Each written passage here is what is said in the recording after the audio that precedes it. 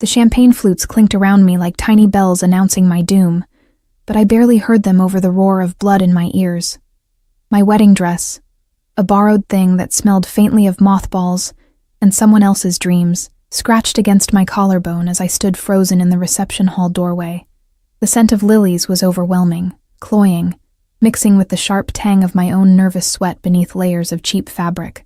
I was nobody. A waitress who'd traded her stained apron for white tulle, believing in fairy tales that didn't exist for girls like me. "You look beautiful, honey." My mother's voice cracked with tears she'd been holding back all day.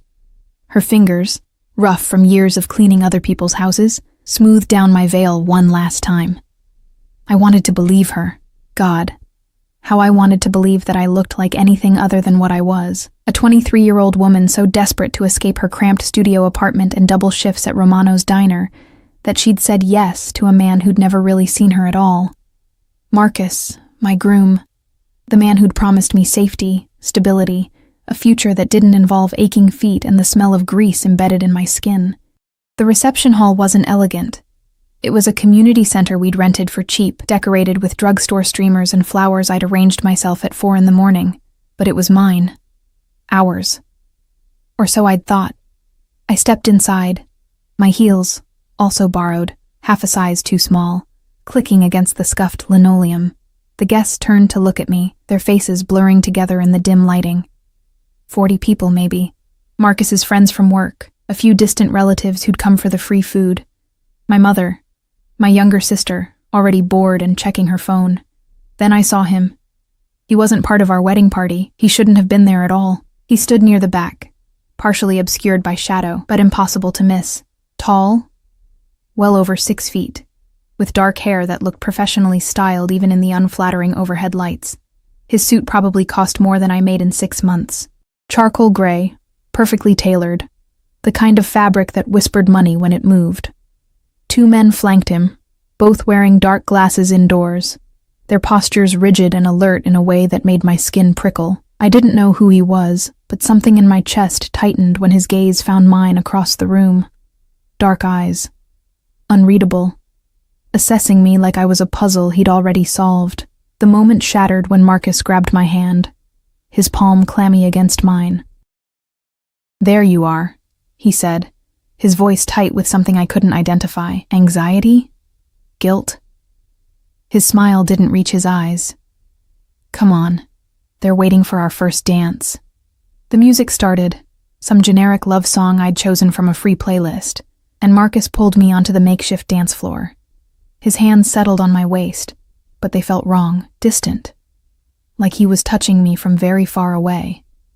"Marcus," I whispered, trying to catch his eyes. "Are you okay?" "Fine." The word came out clipped. "Just tired, long day." But his gaze kept drifting over my shoulder, back toward the entrance, back toward his phone, which he'd checked 3 times during the ceremony. We swayed mechanically. He smelled like the cologne I'd given him for his birthday. Cheap, too sweet, and underneath it, something sour. Fear, maybe. Or regret. "Who's that man in the back?" I asked, nodding slightly toward the stranger who was still watching us. "The one in the expensive suit?" Marcus's whole body went rigid. "Nobody. Just someone from the neighborhood. Don't worry about it." But the way he said it made me worry about everything. The song ended too quickly and too slowly all at once. Applause rippled through the small crowd, half-hearted and obligatory. Marcus kissed my cheek, a dry, brief press of lips that felt like a goodbye, and then his phone buzzed in his pocket. He pulled it out immediately. His face went white. "I have to..." He looked at me, then away, then back at the phone. "I have to take this. Now?" My voice cracked. "Marcus, we're literally at our wedding reception." "It's important." He was already backing away, the phone pressed to his ear. It's about work. I'll be right back. 5 minutes, I promise." He disappeared into the hallway before I could respond, leaving me alone in the center of the room with everyone staring. Heat crawled up my neck. My sister looked away, embarrassed for me. My mother's expression crumbled. 5 minutes became 10, then 20. I stood there like an idiot, still holding my wilted bouquet, while guests began helping themselves to the buffet I'd spent my last paycheck on. The DJ played another song to fill the awkward silence. Someone laughed too loudly. Someone else whispered behind their hand. The man in the expensive suit hadn't moved. He was still watching me with those dark, unreadable eyes. Finally, I couldn't take it anymore. I gathered my too long skirt in shaking hands and walked toward the hallway, my borrowed heels making angry clicks against the floor. The bathroom door was closed. I could hear Marcus's voice through it, low and urgent. "I know, baby, I know. I'm sorry. I'm so sorry. I never meant to hurt you. Please, just let me explain. Baby." The word hit me like a physical blow. My hand, reaching for the door handle, froze in midair. "I love you," Marcus was saying, his voice breaking. "I've always loved you. This wedding, it was a mistake. I know that now. I was confused. I was scared. But seeing you at the hospital, knowing you needed me." I pushed the door open. Marcus spun around, his face red and tear-streaked. The phone was still pressed to his ear. For a moment, we just stared at each other. Him guilty and caught, me trying to understand what I was hearing. "I have to go," he said into the phone. Not to me. To whoever was on the other end. "I'll call you back." Who was that? My voice sounded strange, hollow, like it was coming from someone else's body. "Babe?" "Who was that?" He swallowed hard. "It's complicated. We just got married 30 minutes ago." I was shaking now, the bouquet trembling in my grip. "Uncomplicated. It's..." He ran his hand through his hair, destroying the careful styling we'd paid for. "It's Sarah, my ex. She's in the hospital and she called. And Your ex." The words tasted like poison. "You left our wedding reception to talk to your ex. She needed me. I needed you." The shout ripped out of me before I could stop it. "I'm your wife. We just made vows. You promised. I know what I promised." He was yelling now too, his face flushed with anger and shame. "But you don't understand. Sarah and I, we have history. Things are complicated with her family, with money I borrowed from her father." The rest of his words became white noise. "Money. Of course it was about money. It was always about money. I'd been so stupid. I want an annulment," I heard myself say. My voice was calm now. "Dead. Right now. Tonight. I want this marriage erased like it never happened. You can't just watch me." I turned and walked back toward the reception hall, my vision blurring with tears I refused to let fall. Not here. Not in front of everyone. I would not give them the satisfaction of watching me break. The guests had heard us shouting. They stood in awkward clusters, pretending to look anywhere but at me. My mother started toward me, her face stricken, but I held up my hand to stop her. The man in the expensive suit was suddenly there, blocking my path to the exit. Up close, he was even more devastating. Sharp jawline, olive skin, a small scar above his left eyebrow that should have made him look dangerous, and did, but in a way that made my breath catch instead of making me want to run. He smelled like cedar, and something darker, something that made me think of smoke and secrets. "Excuse me," I managed, trying to step around him. "You're leaving?" His voice was deep, accented, Italian maybe, and entirely too calm for the chaos erupting around us. "Yes." I didn't owe him an explanation. I didn't owe anyone anything anymore. "In that dress? Without your coat?" He nodded toward the exit, where October wind was rattling the windows. "It's cold outside. I'll manage." His lips curved slightly, not quite a smile. "I'm sure you will. You look like someone who knows how to survive." The words hit differently than he probably meant them, like he saw something in me that I'd forgotten was there. One of his men appeared with a long black coat. Women's, expensive, smelling of leather and luxury. The stranger held it out to me. "I don't need your charity," I said, even though I was already shivering. "It's not charity. Consider it a loan. You can return it when you're ready." Behind me, Marcus's voice rose again, arguing with someone. Probably my mother. The scene was becoming a spectacle. I could feel eyes on us, people pulling out phones to record the disaster my life had become. I took the coat. It was heavy, warm, and far too big, but it swallowed me in a way that felt like protection. Like armor. "Thank you," I whispered. He stepped aside to let me pass, but as I moved, his hand caught my wrist, gentle but firm. His skin was warm, his grip confident without being threatening. "What's your name?" he asked. I should have pulled away, should have told him it was none of his business. But something about the way he looked at me, like I mattered, like I was worth remembering, made me answer. "Aria. Aria." He repeated it slowly, tasting each syllable. Beautiful name for a beautiful woman having a terrible night. That's one way to put it. There are better ways. His thumb brushed against my pulse point. So briefly I almost thought I'd imagined it. Better nights ahead too, I think. Then he released me and stepped back, his men immediately closing ranks around him again. I walked out into the cold October night, wrapped in a stranger's coat that cost more than my entire life, and I didn't look back. I didn't see Marcus follow me out 30 seconds later. I didn't see him grab my shoulder and spin me around in the parking lot. I didn't see the black SUV pull up with perfect timing, or the way the stranger from inside stepped out and positioned himself between us with the casual confidence of someone who'd done this 1,000 times before. But I felt it when Marcus's hand fell away from my shoulder. I felt it when the stranger said something too quiet for me to hear, something that made Marcus go pale and take 3 steps backward. I felt it when those dark eyes found mine again and he asked, "Do you need a ride?" And I felt it when I said yes. Even though every rational part of my brain was screaming that I was making a terrible mistake, because terrible mistakes were all I had left that night. The SUV's interior smelled like leather and power, rich, intoxicating, nothing like Marcus's beat-up Honda that always reeked of fast food and broken promises. I sank into the seat, the wedding dress bunching awkwardly around my legs, and tried to process what I'd just done. Getting into a stranger's car, a stranger who traveled with armed guards and wore watches that probably cost more than my mother's house.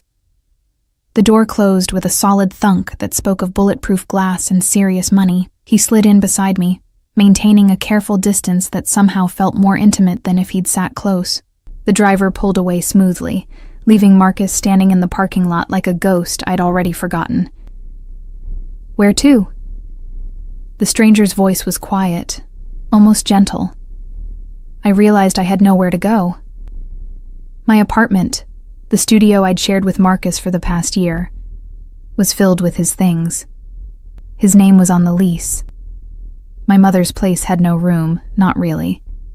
My sister's couch was always an option. But the thought of explaining this disaster made my throat close up. "I don't know," I whispered, staring at my hands. The wedding ring, cheap gold plate that was already turning my finger green, felt like a shackle. "Then we drive until you figure it out." The city lights blurred past the tinted windows. I became aware of other things.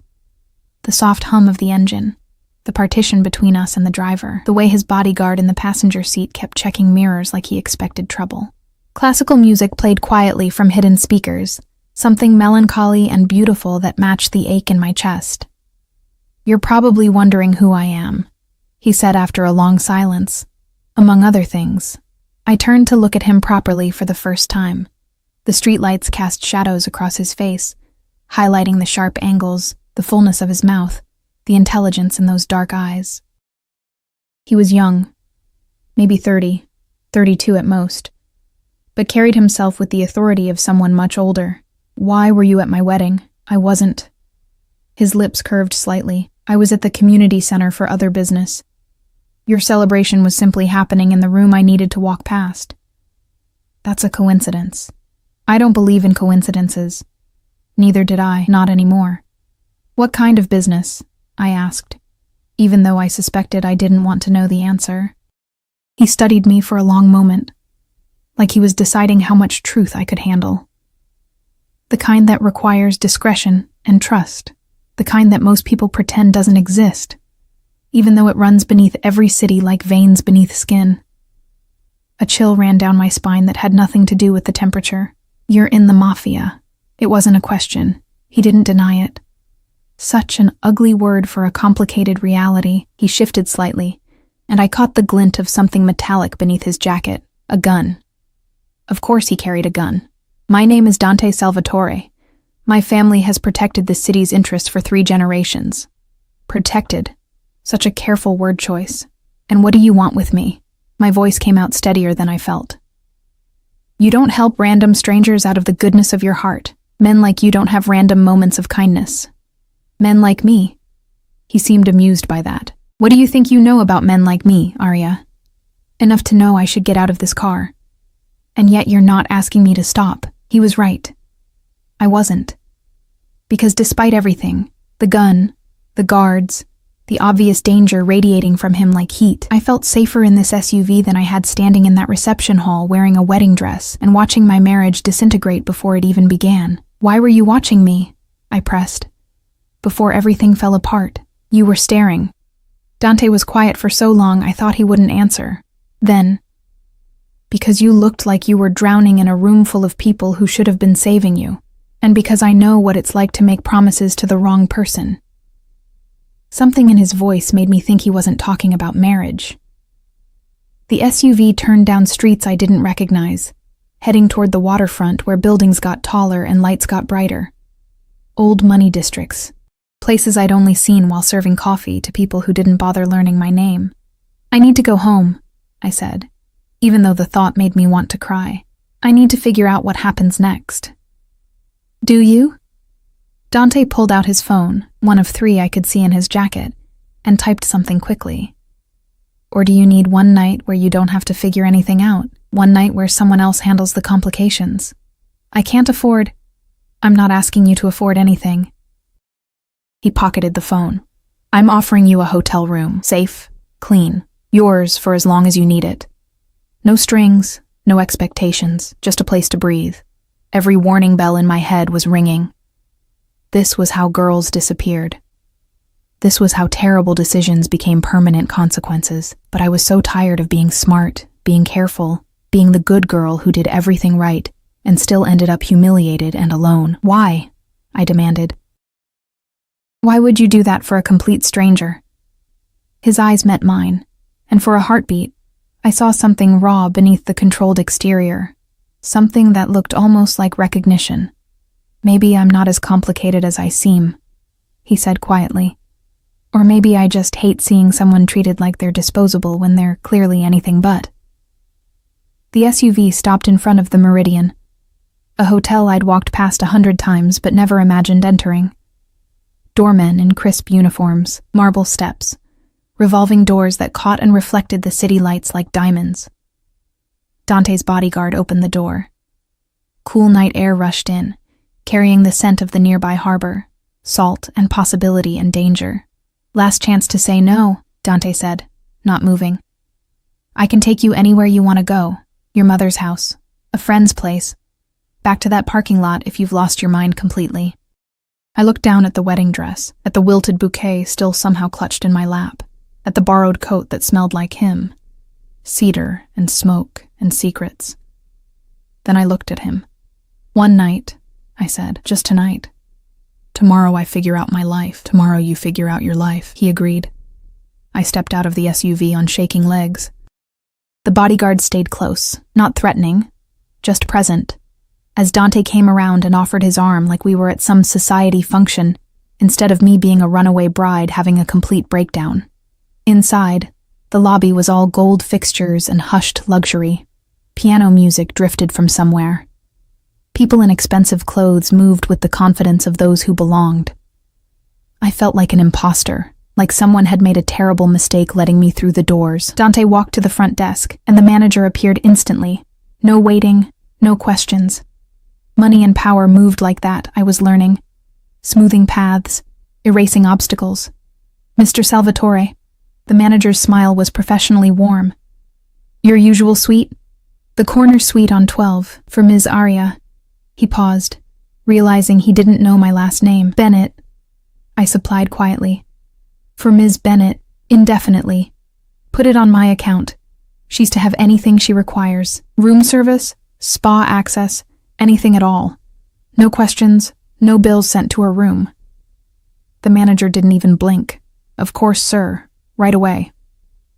A key card appeared. Dante took it but didn't immediately hand it over. The suite has a separate bedroom and living area, he said, his voice low enough that only I could hear. The doors lock from the inside. My number will be programmed into the room phone, but you don't have to call it. Ever. You can stay 1 night or 1 month. You can leave at 4 in the morning and never look back. This is yours. No obligations. I took the key card. Our fingers brushed, just for a second, and I felt that shock of contact all the way to my bones. Why are you being kind to me? I whispered. Because someone should be. He stepped back, creating distance between us again. Professional. Controlled. And because I have a feeling you're going to need a friend in the coming days. Whether you know it yet or not. I don't understand. You will. Something dark crossed his expression. Your husband, ex-husband soon, he owes money to some very unpleasant people. People who don't forgive debts. And the woman he was talking to on the phone? Her father is one of those people. The floor seemed to tilt beneath my feet. What? Marcus Chen borrowed $200,000 from Vincent Rossi 6 months ago. Mr. Rossi's daughter, Sarah, was your husband's girlfriend before you. The money was supposed to be for a business investment. Instead, Marcus used it for... Dante's jaw tightened. Other purposes. When the debt came due and he couldn't pay, Mr. Rossi made certain suggestions about how Marcus might resolve his situation. Understanding crashed over me like cold water. He suggested Marcus marry someone else. Someone with no connections to his world. Someone disposable. Someone who could be leveraged if necessary. Me. My voice broke. I was never a wife. I was collateral. Dante's expression was carefully neutral, but his eyes held something that looked like anger. Not at me, but for me. Sarah called him tonight because her father found out about the wedding. He continued quietly. And because she's apparently decided she wants Marcus back, despite everything. Or perhaps because of it. Some people enjoy possessing broken things. I thought I might be sick. The beautiful lobby spun around me, gold and marble and lies. How do you know all this? I managed. Because Vincent Rossi operates in my city, and because I make it my business to know who owes what to whom. He paused. Also because Marcus tried to borrow money from my organization 2 weeks ago. We declined. Why? Because I don't invest in desperate men who lie about their circumstances. His voice was cold now, the warmth from earlier completely gone. And because something about his desperation felt wrong. So I had him investigated, and you found out about me. I found out he was getting married to a waitress from Romano's diner who had no idea what she was walking into. The world felt very small suddenly. Very dangerous. I should go to the police, I said, even though I knew how hollow that sounded. And tell them what? That your husband took out a legal loan and married you legally? That he changed his mind on your wedding night? Dante's tone was gentle but firm. The police can't help you with this, Arya. This is a different kind of problem. And you can help me? I can keep you safe while you figure out your next move. A laugh bubbled up in my throat. Hysterical, exhausted. By putting me in a hotel room, that doesn't solve anything. Marcus knows where I work, where my mother lives, where... Marcus won't bother you. The certainty in Dante's voice was absolute. I've made sure he understands the consequences of trying. What did you say to him in the parking lot? That you're under my protection now, and that if he or anyone associated with him comes near you, I'll consider it a personal insult. His eyes met mine. In my world, personal insults have permanent consequences. I should have been terrified, should have run screaming from this beautiful, dangerous man who spoke about violence like it was a business transaction. Instead, I felt something loosen in my chest, something that had been tight and suffocating for longer than just tonight. I don't want to owe you, I said carefully. I don't want to trade one cage for another. You don't owe me anything. This isn't a transaction. Dante tilted his head slightly, studying me. Consider it an apology from the universe for giving you such a terrible wedding night. Or consider it insurance. If Vincent Rossi thinks you're connected to me, he won't try to use you against Marcus, which means you're free. Actually free. Men like you don't do things for free. No, he agreed. We usually don't, but sometimes we make exceptions for people who deserve better than they got. The elevator dinged softly. The bodyguard was holding it open, waiting. Dante gestured toward it. 12 floors up. Turn right. Corner suite. There's a balcony with a view of the harbor. I'm told it's peaceful. I walked toward the elevator on autopilot, my mind still trying to process everything. The doors were closing when I suddenly reached out to stop them. Dante? He turned back, one eyebrow raised. Thank you, I said, for being kind, even if it's complicated. His expression softened just slightly. Get some rest, Arya. Tomorrow, everything will look different. The doors closed on his face, and I was alone with the bodyguard who stared straight ahead like I didn't exist. The suite was stunning, floor-to-ceiling windows, furniture that looked too expensive to touch, a bathroom bigger than my entire studio apartment. I stood in the middle of it, still wearing the wedding dress, and finally let myself cry, great heaving sobs that shook my whole body, for the marriage that was never real, for my own stupidity, for the future I'd imagined that had been built on lies. When the tears finally stopped, I peeled off the dress and left it in a pile on the floor. I showered until the water ran cold, washing away makeup and hairspray and the last traces of the girl who'd believed in fairy tales. The hotel robe was soft as a cloud. I wrapped myself in it and stood on the balcony Dante had mentioned, looking out at the dark water below. My phone, the cheap prepaid thing I'd been using, buzzed with texts. 47 from Marcus, 12 from my mother, 3 from my sister. I turned it off without reading them. Tomorrow, I would figure out my life. Tomorrow, I would deal with annulments and explanations and the wreckage of my choices. But tonight, I stood on a balcony in a borrowed robe and a suite I couldn't afford, protected by a man I didn't know, and felt safer than I had in months. Even if safety was just another beautiful lie. Morning came too quickly and not quickly enough. I woke tangled in sheets that felt like silk, my body aching in strange places. Stress, I realized. The physical manifestation of a life imploding. Sunlight streamed through windows I'd forgotten to close, painting the suite in shades of gold that made everything look like a dream I'd eventually wake from. My wedding dress still lay crumpled on the bathroom floor like a dead thing. I wrapped myself in the robe again and found a breakfast cart outside my door. Silver domes covering plates of food I hadn't ordered. Strawberries, pastries, eggs prepared 3 different ways. Coffee that smelled like heaven. A small card rested against the coffee pot. Eat. Rest. You're safe. D. His handwriting was precise, controlled, just like everything else about him. I should have been suspicious, should have questioned why a Mafia boss was sending me breakfast and kind notes.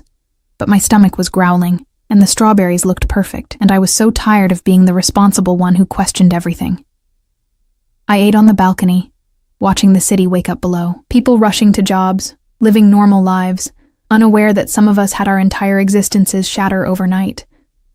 My phone, still turned off, felt like a bomb waiting to explode, but I couldn't hide forever. 53 new messages. I scrolled through them with numb fingers.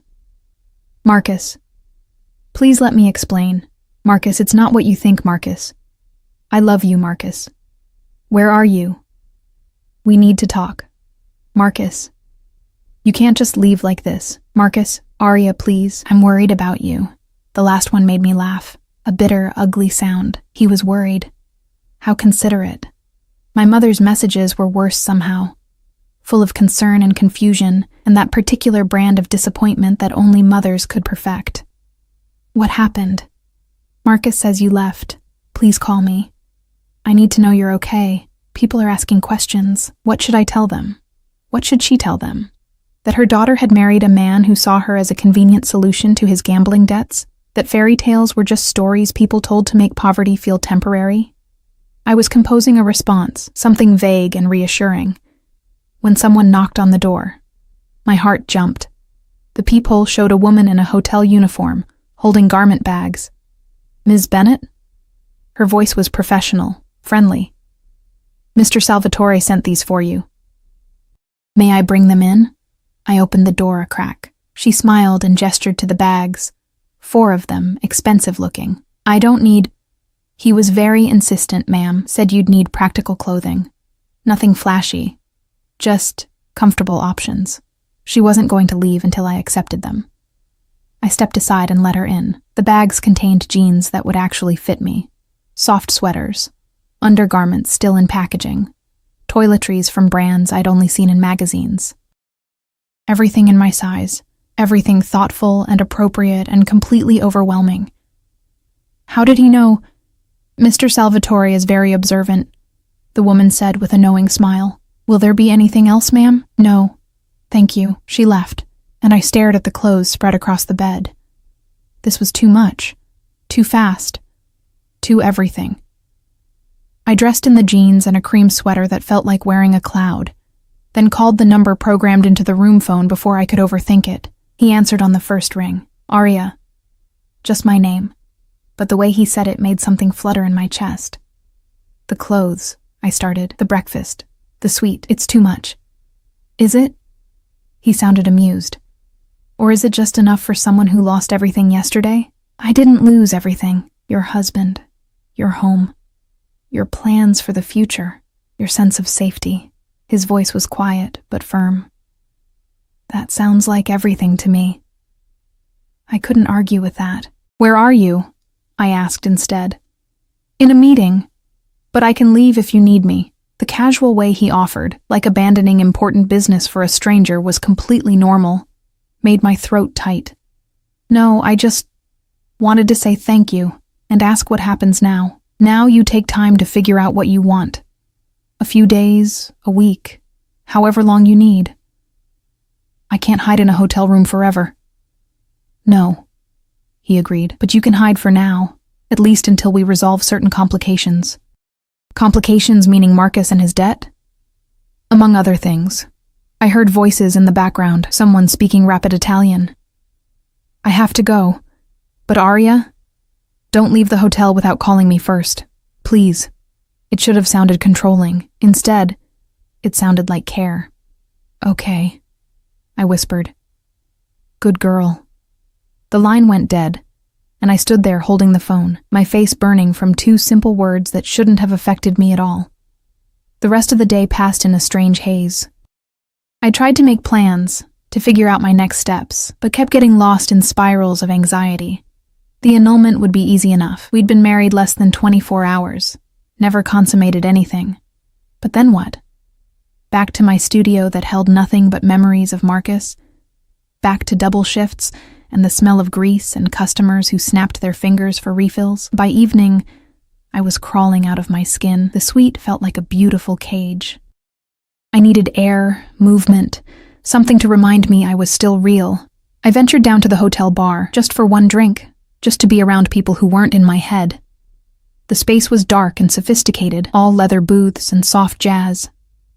I perched on a bar stool and ordered vodka on the rocks because wine felt too romantic and beer felt too sad.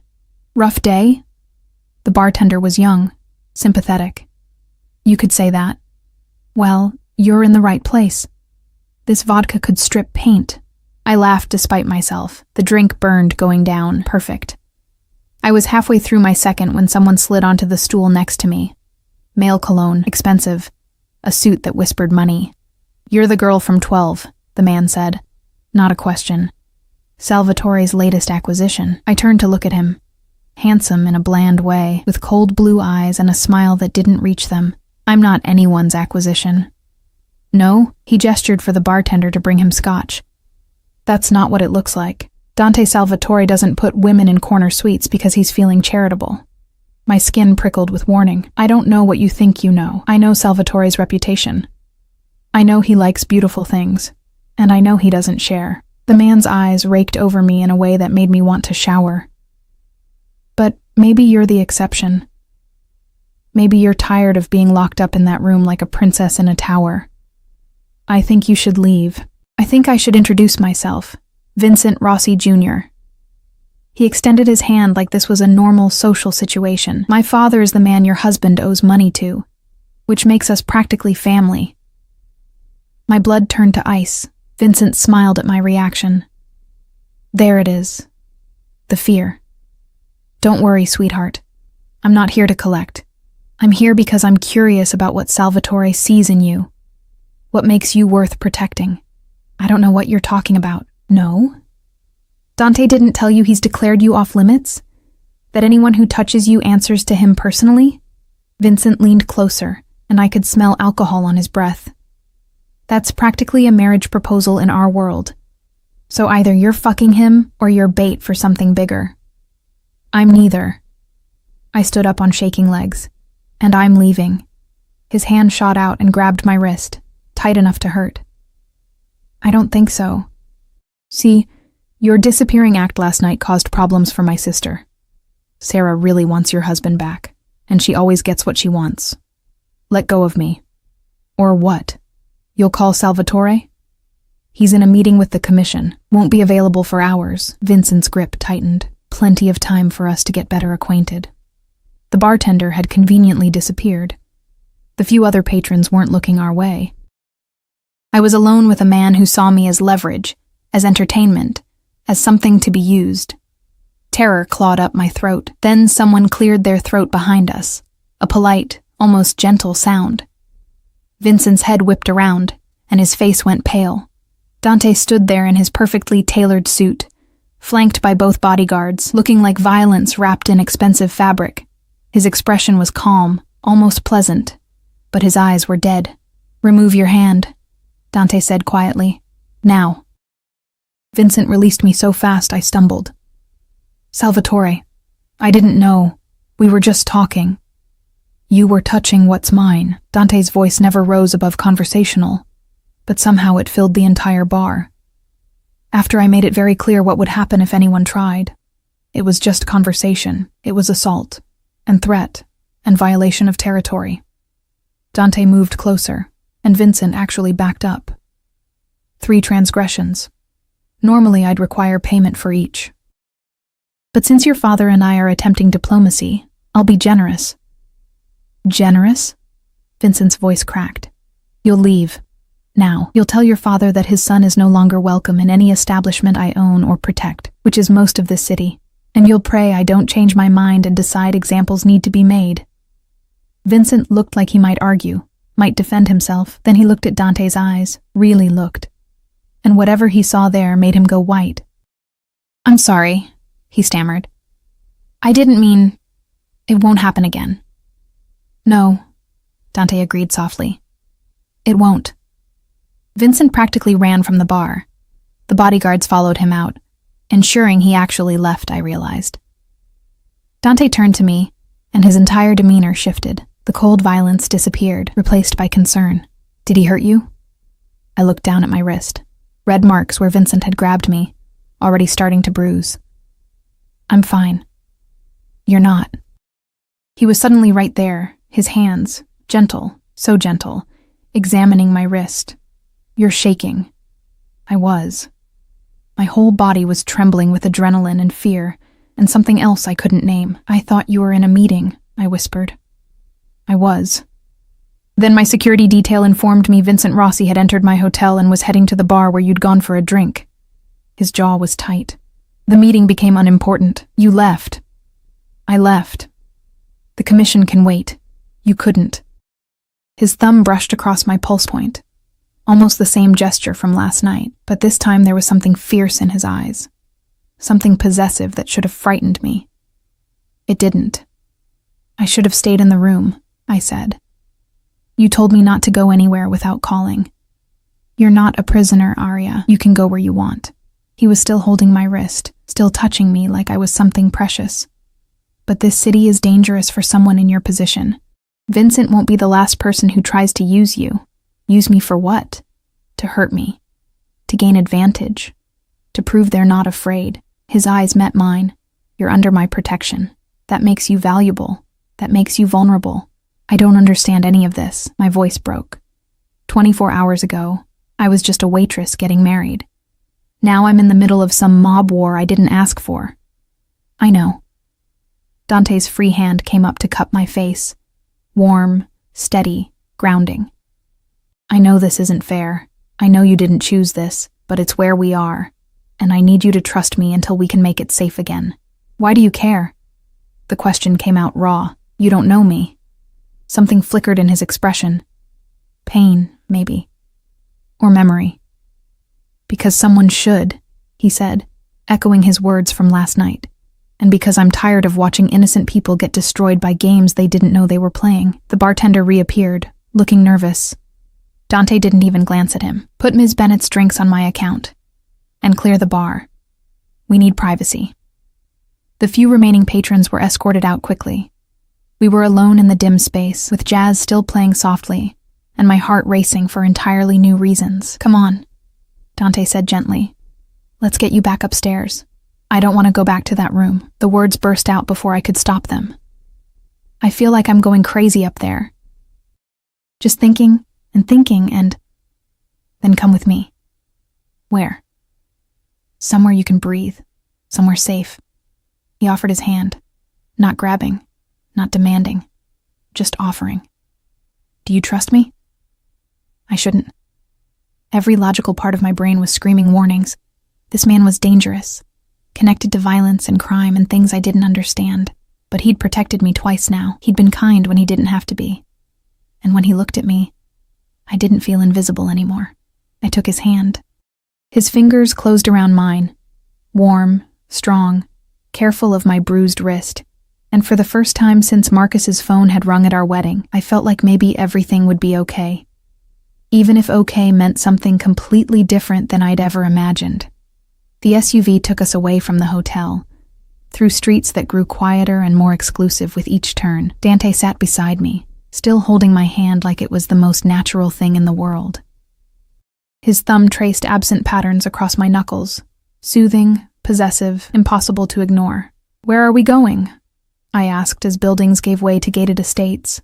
My home, where I can keep you safe without hotel staff gossiping about Vincent Rossi cornering you in the bar. Won't people gossip more if I'm at your house? His lips curved slightly. My people don't gossip. They value their lives too much. It should have been a joke. It wasn't. The gates opened before we even stopped. Tall, wrought iron, with security cameras I could see, and probably a dozen I couldn't. The driveway wound through manicured grounds that belonged in magazines. Then the house came into view, and I forgot how to breathe. It wasn't a house. It was an estate. All stone and glass and elegant lines that managed to look both modern and timeless. Lights glowed warm in windows. Fountains sparkled in the courtyard. It was the kind of place that made my studio apartment feel like a cardboard box. This is where you live? My voice came out smaller than I intended. One of the places. Dante helped me out of the SUV, his hand steady at the small of my back. I have apartments in the city, a house upstate, but this is home. A woman appeared at the door, older, Italian, with kind eyes and an apron dusted with flour. She took one look at me and started speaking rapid Italian to Dante, gesturing at my face, my bruised wrist, my general state of disaster. He answered in the same language, his tone calm and reassuring.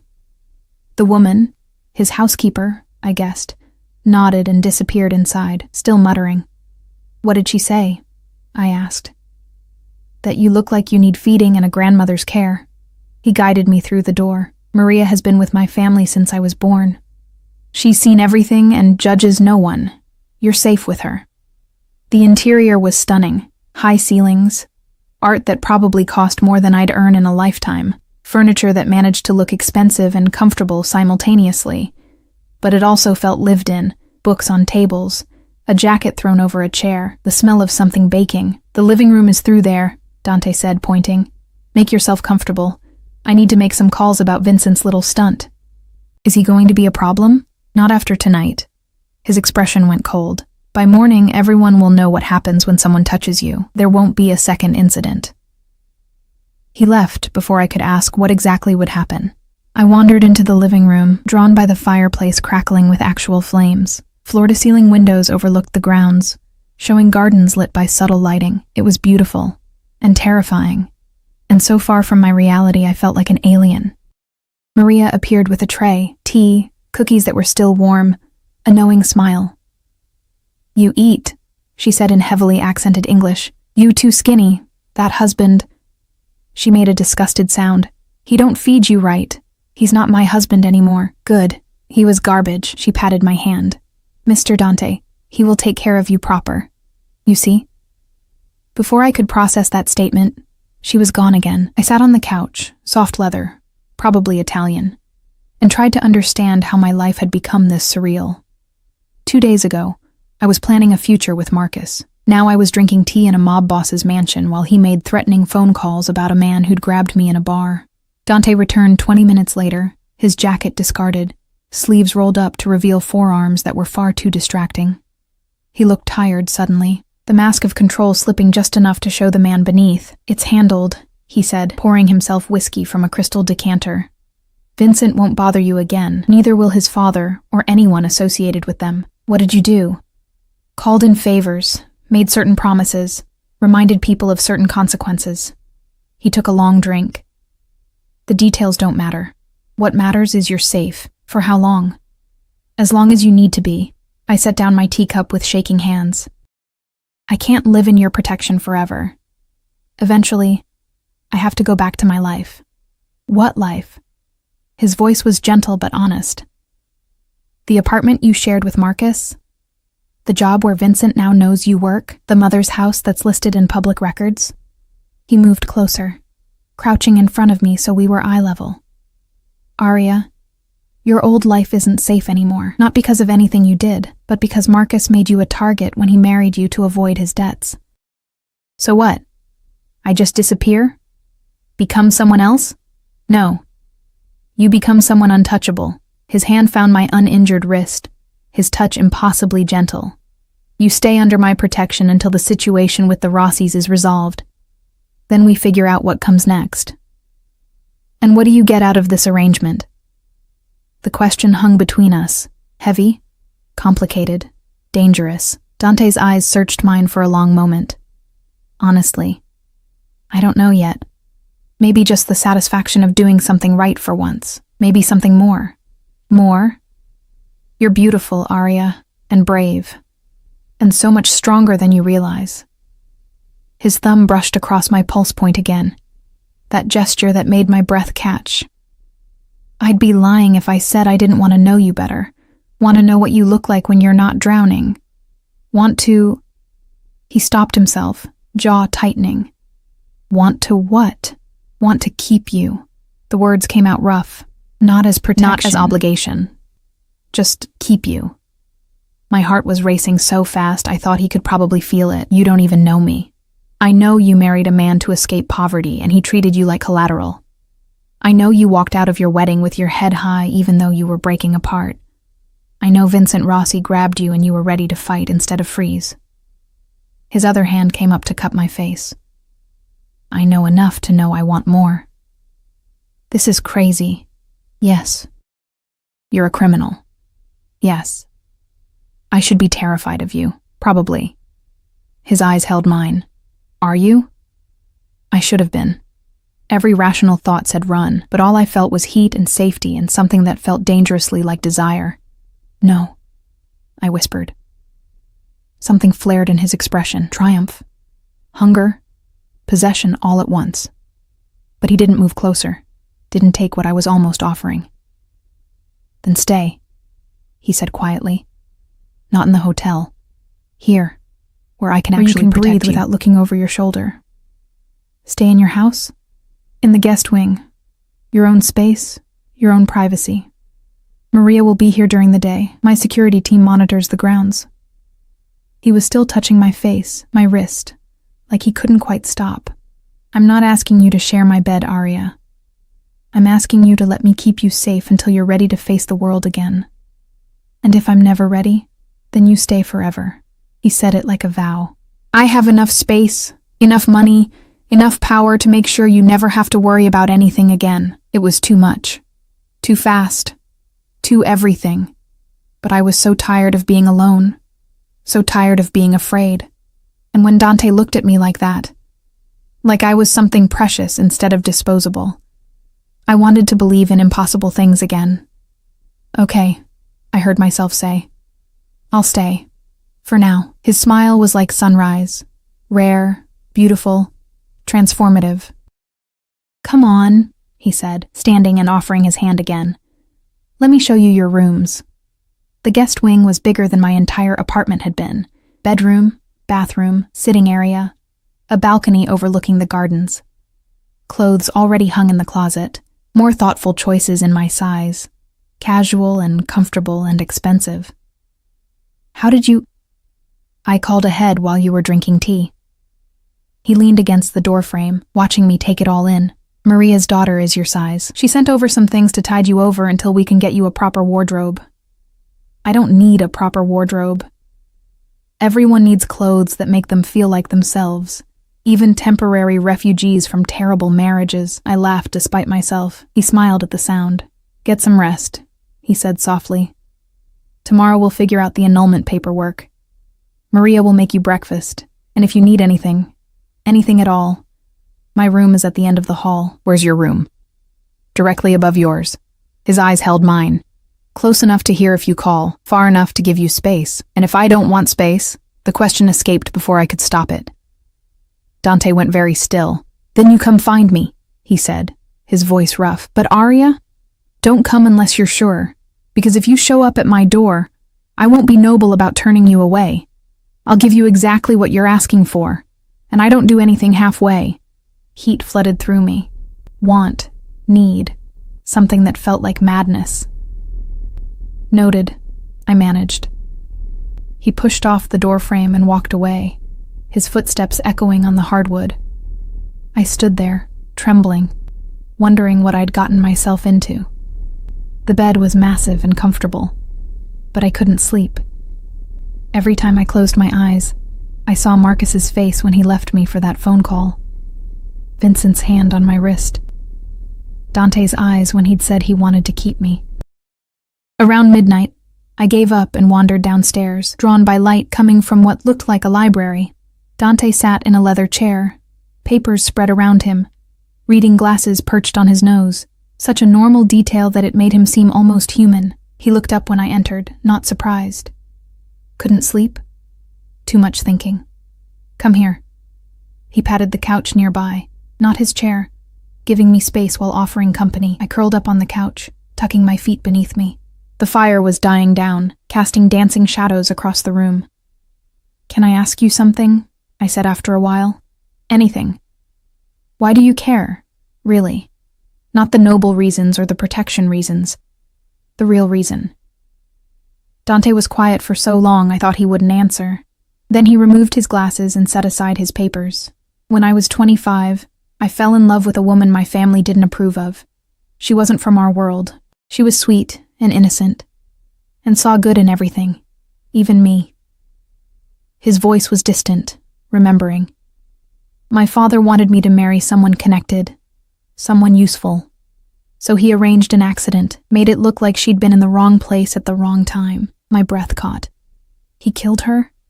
He had her killed, and I was too late to stop it because I didn't realize what he was capable of until she was already gone. Dante's eyes found mine, and they were full of old pain.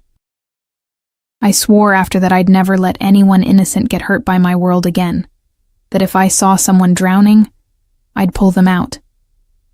No matter what it cost me. I'm sorry. Don't be. It made me who I am, made me strong enough to take over when my father died, strong enough to change how we operate. He paused. "But when I saw you at that wedding, looking lost and alone while your husband talked to another woman, you reminded me of her, of innocence about to be crushed. And I thought, not this time. This time I save her." Tears burned my eyes. "I'm not her. No, you're you, which is somehow better." "How?" "Because you're here, alive, giving me a chance to do something right for once." I uncurled from the couch and crossed to his chair. He watched me approach with dark, careful eyes, wanting but waiting, always waiting for me to decide. I knelt in front of him, taking his hands in mine. "Thank you," I whispered, "for saving me, for seeing me, for being kind when you didn't have to be.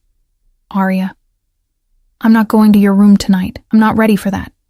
I squeezed his hands. "But I want you to know, I see you too. And whatever this is between us, I'm not running from it." His breath caught. For a moment, the powerful, controlled mob boss disappeared, and I saw just a man who'd lost too much and was terrified of losing again. "You should get some rest," he said finally, his voice rough. "So should you." "I will. Soon." I stood, but before I could walk away, he pulled me back. His lips brushed my forehead, so gentle, so careful. And then he released me. Sweet dreams, Arya. You too, Dante. I walked back to my room with my heart racing and my mind spinning. Tomorrow, I would face the annulment, the aftermath, the future I couldn't quite picture yet. But tonight, I was safe, I was seen. And for the first time in years, I was exactly where I wanted to be. Even if where I wanted to be was in the home of a dangerous man who looked at me like I was worth protecting. 3 weeks passed like a strange dream. The annulment went through without contest. Marcus signed everything his lawyer put in front of him, probably terrified of what would happen if he didn't. I never saw him again. Dante made sure of that. My days took on a rhythm I'd never experienced before. Mornings with Maria, who insisted on teaching me to make proper Italian bread while telling me scandalous stories about Dante's childhood. Afternoons in the library, reading books I'd never had time for when I was working double shifts. Evenings with Dante when he came home from whatever business kept him in the city. Dinners where we talked about everything and nothing, learning each other in pieces. He never pushed, never demanded more than I was willing to give. But the tension between us grew like a living thing, stretching tighter with each lingering look, each accidental touch. Each night I went to bed alone while knowing he was just upstairs. The bruises on my wrist had faded. Vincent Rossi had apparently left the country, or so Dante's people reported. Marcus's debt had been absorbed into some larger negotiation between Dante and the Rossi family, resolved in ways I didn't ask about. I was safe, free, living in luxury I'd never imagined, and I was falling in love with a man who terrified and fascinated me in equal measure. It was Thursday evening when everything changed. Dante came home earlier than usual, his expression dark in a way I'd learned meant trouble. "What's wrong?" I asked, looking up from the book I'd been pretending to read.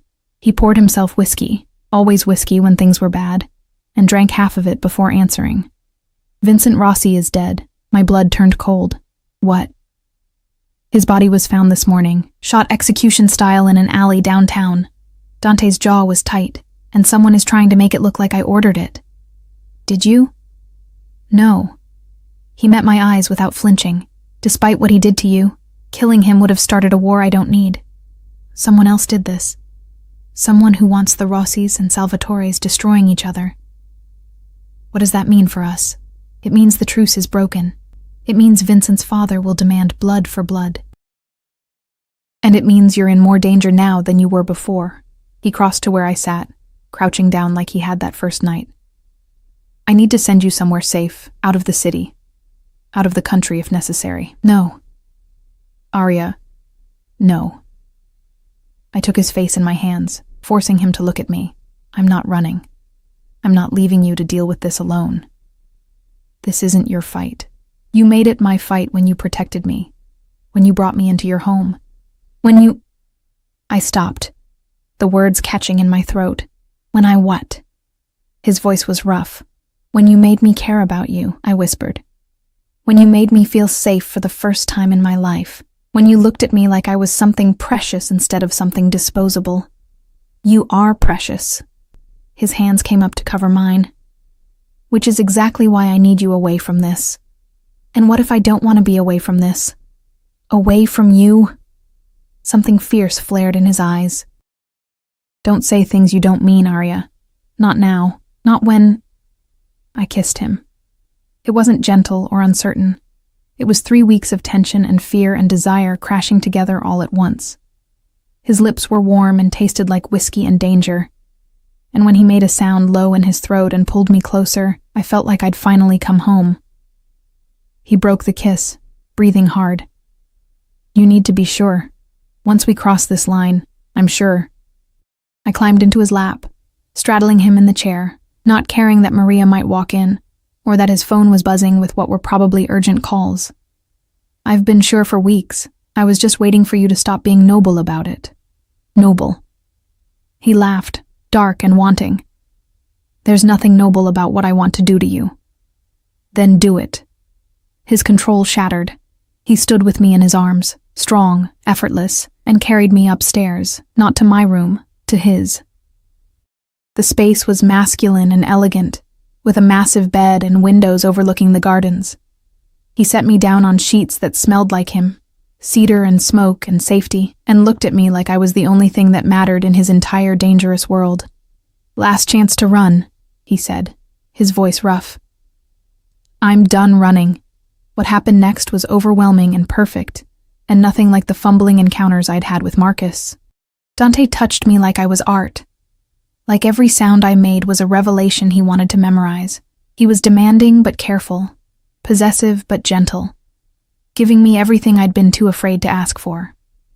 When it was over, we lay tangled together, my head on his chest, his fingers tracing patterns on my bare shoulder. "I need to tell you something," he said quietly. My heart clenched. "Okay." "The investigation into Vincent's murder? It's pointing toward Marcus."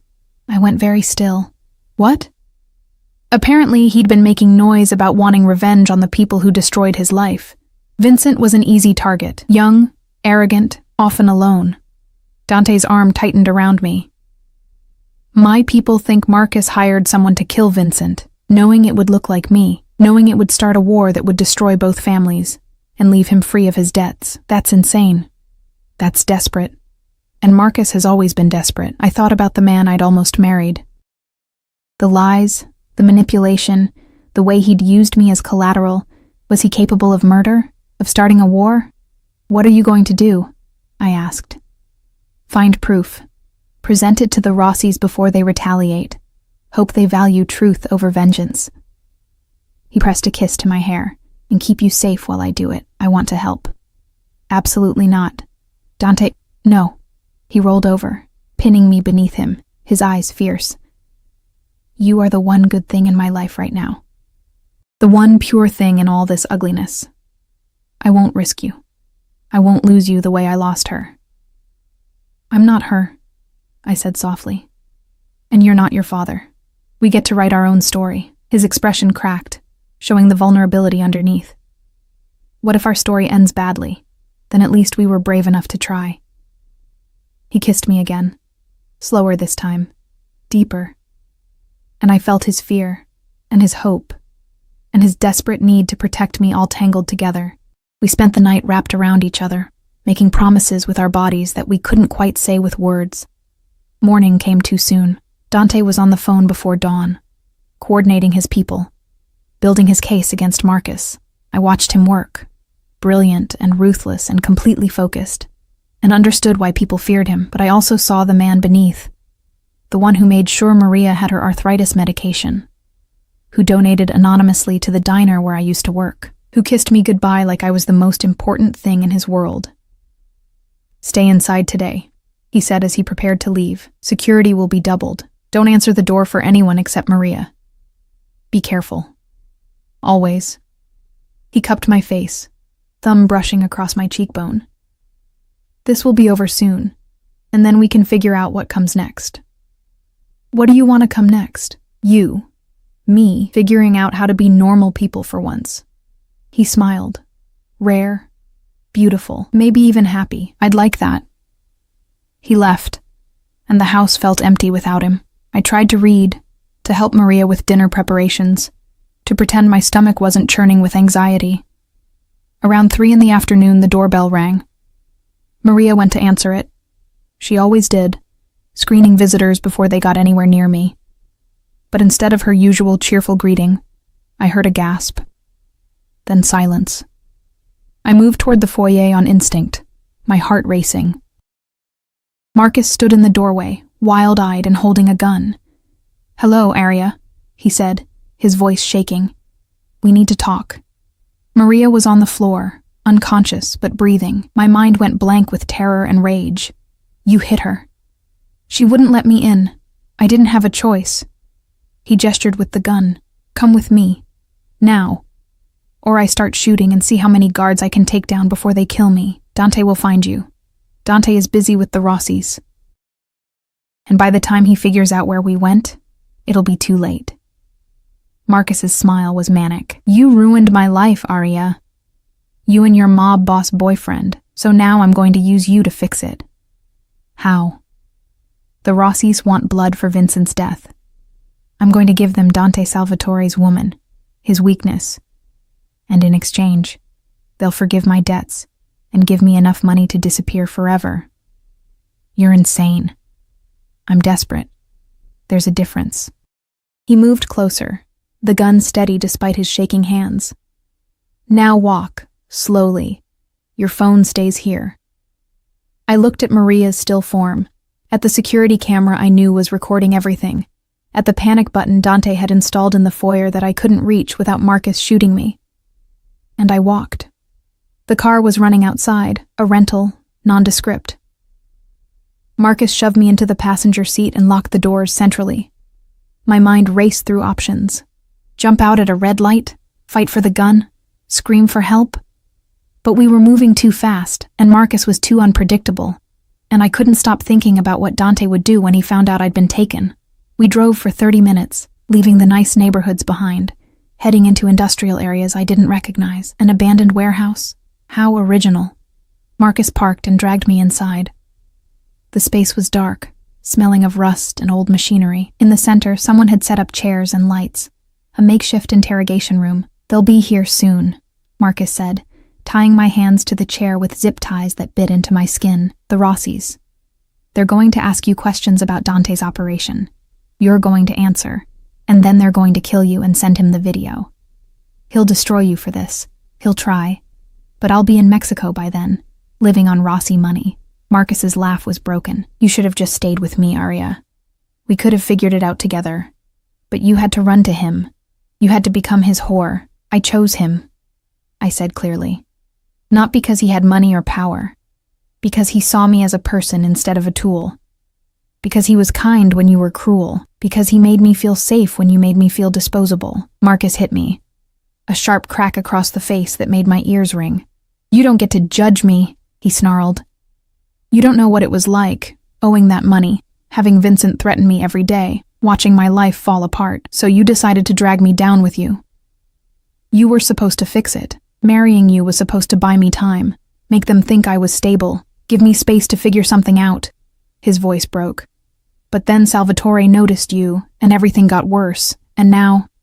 The warehouse door exploded inward, not opened, exploded. Splinters and smoke and men in tactical gear pouring through like a nightmare made real. And leading them, face carved from rage and fear and something darker, was Dante. His eyes found mine across the space, checking for injuries, for life, for whatever had survived. Then they found Marcus, and the temperature in the room dropped 20 degrees. Let her go. Dante's voice was deadly calm. Now, or what happens next will make Vincent Rossi's death look gentle. Marcus grabbed the gun, pressing it against my temple. Stay back! I'll shoot her! I swear I'll... The shot came from somewhere behind Dante. One of his men. A perfect marksman who put a bullet through Marcus's shoulder before he could finish the threat. The gun clattered to the floor. Marcus screamed. Then Dante was there, cutting through my zip ties with a knife that appeared from nowhere, pulling me into his arms so tightly I could barely breathe. I've got you, he said against my hair. You're safe. I've got you. I clung to him, shaking, trying not to cry and failing completely. Behind us, his men were securing Marcus, reading him his rights.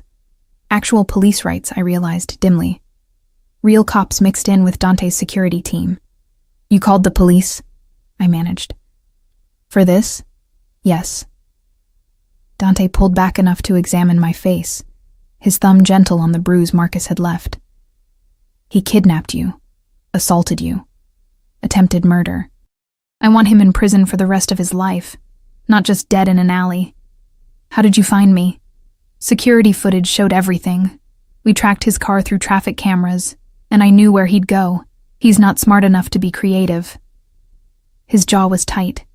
I'm sorry I didn't get here sooner. You got here in time. That's what matters. We watched as the police took Marcus away, still screaming about debts and fairness and how none of this was his fault. I felt nothing watching him go. No regret, no sympathy. Just relief that it was finally over. The Rossies? I asked as Dante helped me to his car. Agreed to meet tomorrow. My people found evidence linking Marcus to Vincent's murder. Text messages, payments to the shooter, everything. He settled me into the seat carefully, like I might break. They'll get their justice. Just not from me. So it's over? It's over. Back at the house, Maria fussed over both of us. Ice for my bruises, food I couldn't eat, blankets and tea and grandmother's comfort. Dante stayed close, touching me constantly like he needed to confirm I was real. That night, I stood in the shower until the water ran cold, washing away the fear and the violence and the last traces of the girl I used to be. When I came out, Dante was waiting in his room, our room. I was starting to think of it. Can't sleep? I asked.